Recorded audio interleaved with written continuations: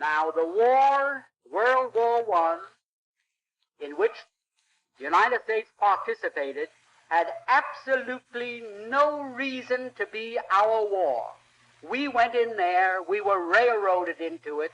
If I can be vulgar, we were suckered into that war merely so that the Zionists of the world could obtain Palestine.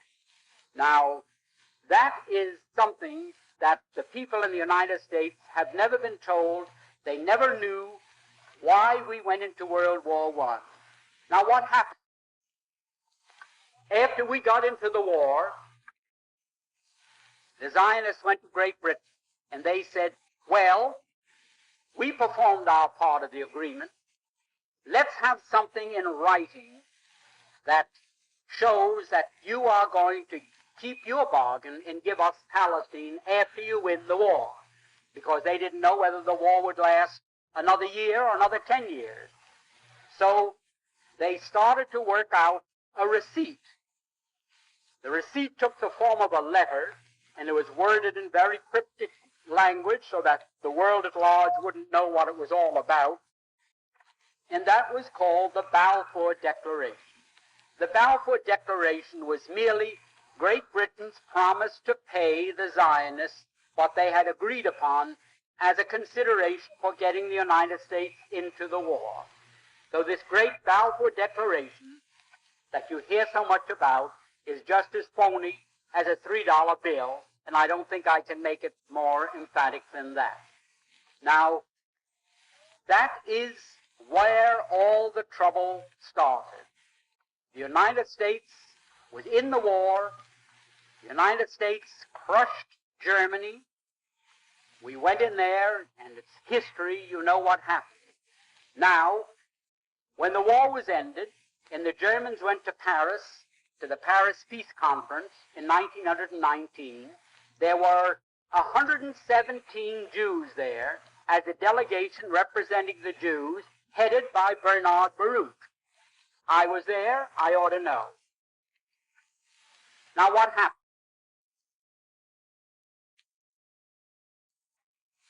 The Jews at that peace conference, when they were cutting up Germany and parceling out Europe to all these nations that claimed a right to a certain part of European territory, the Jews says, how about Palestine for us? And they produced, for the first time, to the knowledge of Germans, this Balfour Declaration. So the Germans, for the first time, realized, oh, that was the game. That's why the United States came into the war. And the Germans, for the first time, realized that they were defeated. They suffered this terrific reparation that was slapped onto them because the Zionists wanted Palestine, and they were determined to get it at any cost. Now, that brings us up to another very interesting point. When the Germans realized this, they naturally resented it. Up to that time, the Jews had never been better off in any country in the world than they had been in Germany. You had Mr. Rosenow there, who was maybe 100 times as important in industry and finance as Bernard Baruch in this country. You had Mr. Ballin, who owned the two big steamship lines, the North German Lloyd and the Hamburg American Line, thank you. You had Mr. Bleichroeder, who was the banker for the Hohenzollern family. You had the Warburgs in Hamburg, who were the big merchant bankers, the biggest in the world. The Jews were doing very well in Germany. No question about that. Now, the Germans felt, well, that was quite a sellout. It was a sellout that I can best compare. Suppose the United States was at war today with the Soviet Union, and we were winning. And we told the Soviet Union, well, let's quit. We offer you peace terms. Let's forget the whole thing. And all of a sudden, Red China came into the war as an ally of the Soviet Union. And throwing them into the war brought about peace. crushing defeat, with a reparations the likes of which man's imagination cannot encompass. Imagine, then, after that defeat, if we found out that it was the Chinese in this country, our Chinese citizens, who all the time we thought they were loyal citizens working with us, were selling us out to the Soviet Union, and it was through them that Red China was brought into the war against us. How would we feel in the United States against Chinese? I don't think one of them would dare show his face on any street. There wouldn't be lampposts enough convenient to take care of. Imagine how we would feel. Well, that's how the Germans felt towards these Jews. We've been so nice to them, and from 1905 on, when the first communist revolution in Russia failed and the Jews had to scramble out of Russia, they all went to Germany, and Germany gave them refuge, and they were treated very nicely. And here, they sold Germany down the river for no reason at all, other than they wanted Palestine as a so-called Jewish conquest. Now, Nahum, Sokolow, all the great leaders, big names that you read about in connection with Zionism today, they, in 1919, 1920, 21, 22, and 23, they wrote in all their papers, and the press was filled with their statements, that the feeling against the Jews in Germany is due to the fact that they realized that this great defeat was brought about by our intercession and bringing the United States into the war against them. The Jews themselves admitted that. It wasn't that the Germans in 1919 discovered that a glass of Jewish blood tasted better than Coca-Cola or Münchner beer. There was no religious feeling. There was no sentiment against those people merely on account of their religious belief. It was all political. It was economic. It was anything but religious. Nobody cared in Germany whether a Jew went home and pulled down the shades and said Shema Yisrael or Our Father.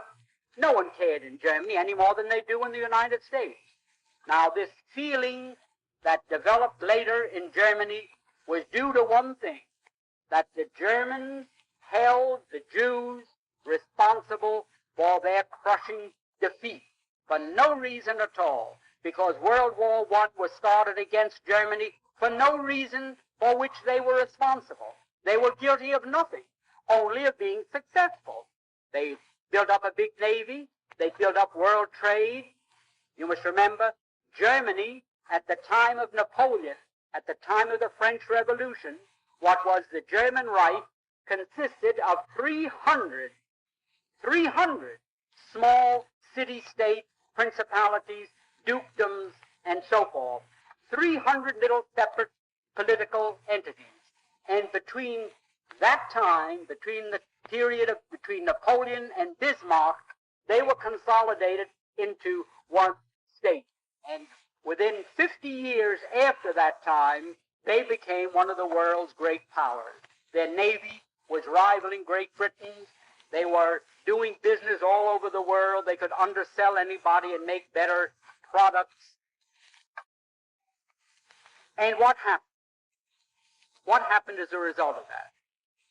There was a conspiracy between England, France, and Russia that we must slap down Germany, because there isn't one historian in the world that can find a valid reason why those three countries decided to wipe Germany off the map politically. Now, what happened after that?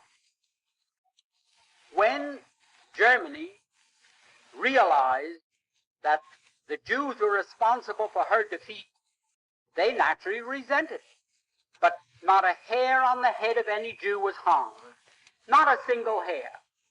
Professor Tanzel of Georgetown University, who had access to all the secret papers of the State Department, wrote in his book and quoted from a State Department document written by Hugo Schoenfeld, a Jew who Cordell Hull sent to Europe in 1933 to investigate the so-called camps of prisoners.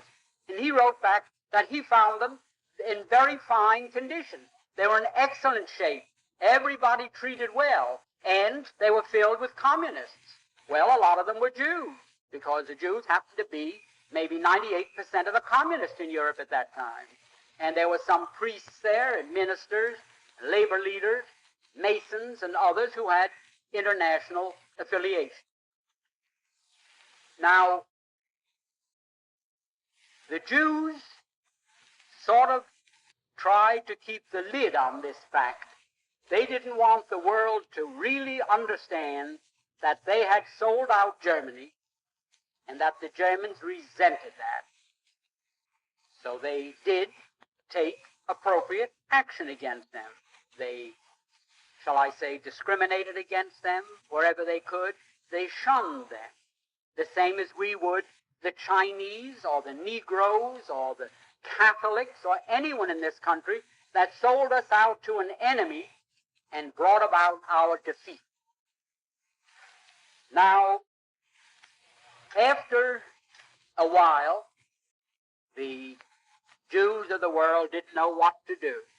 So they called a meeting in Amsterdam. Jews from every country in the world attended in July 1933. And they said to Germany, you fire Hitler and you put every Jew back into his former position, whether he was a communist, no matter what he was. You can't treat us that way. And we, the Jews of the world, are calling upon you and serving this ultimatum upon you. Well, the Germans told them, you can imagine. So what did they do? They broke up. And Samuel Untermeyer, if the name means anything to people here, you want to ask a question?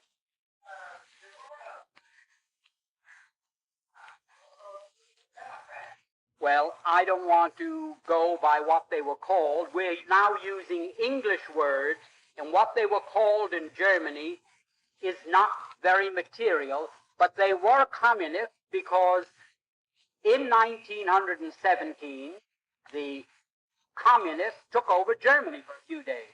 Rosa Luxemburg and Karl Liebknecht and a group of Jews in Germany took over the government for 3 days.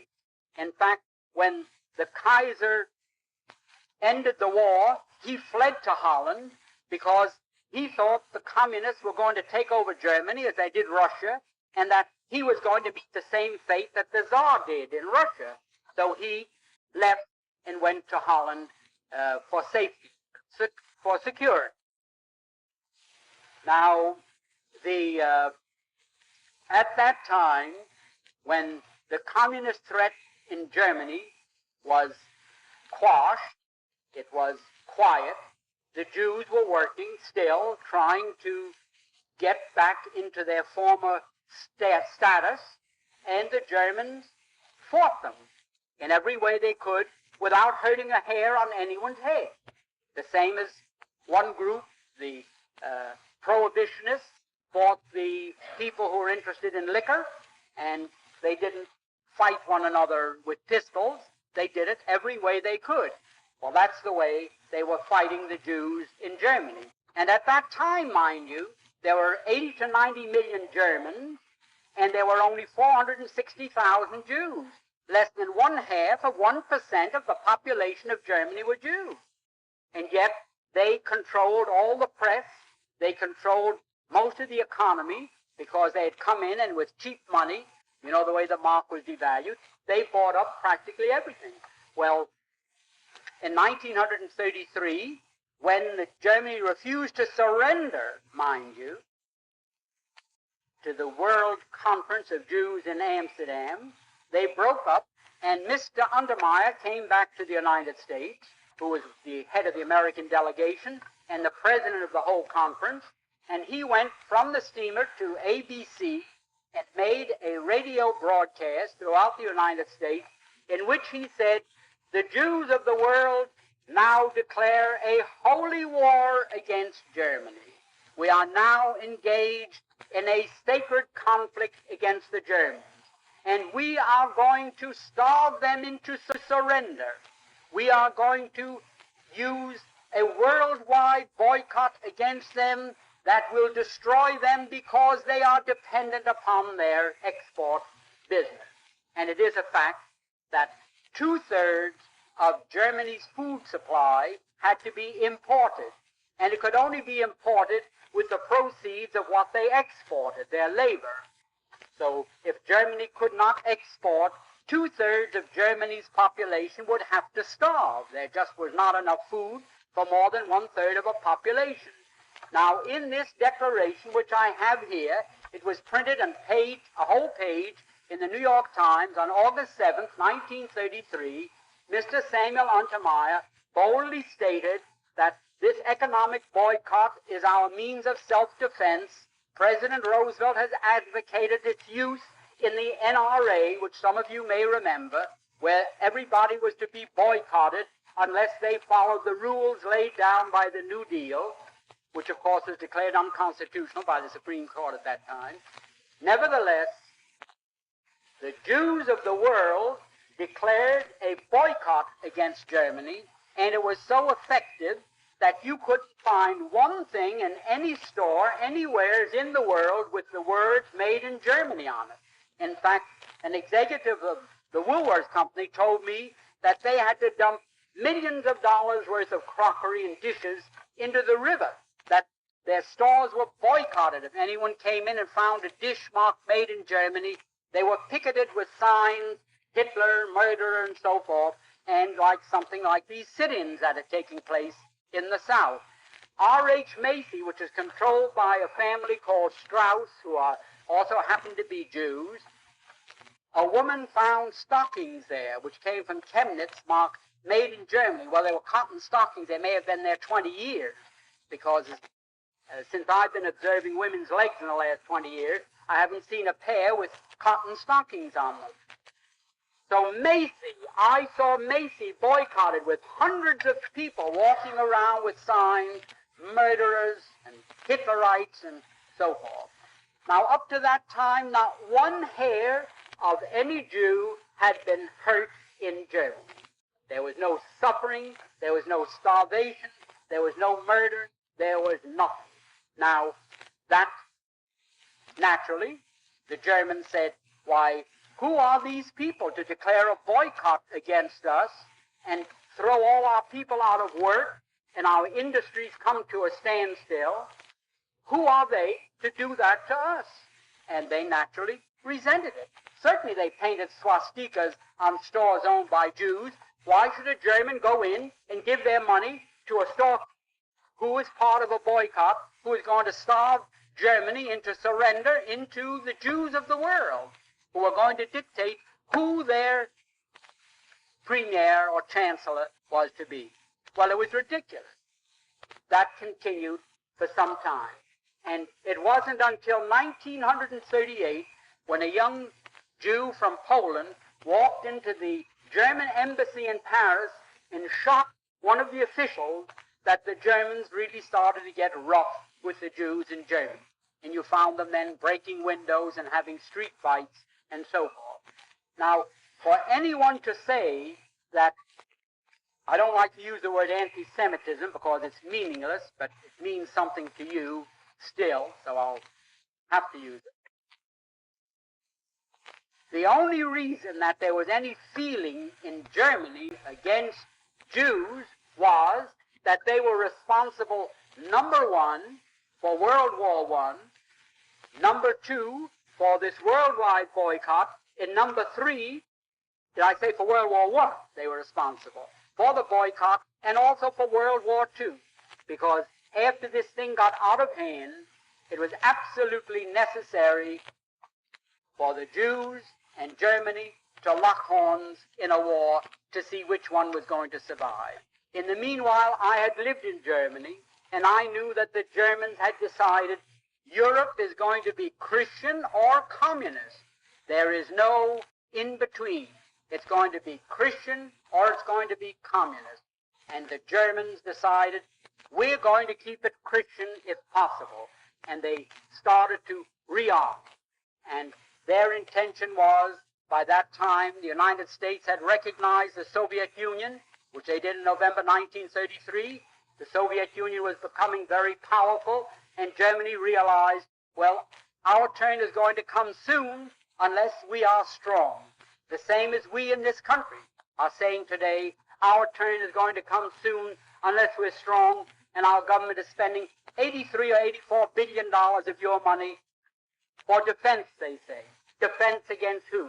Defense against 40,000 little Jews in Moscow that took over Russia and then, in their devious ways, took over control of many other governments of the world.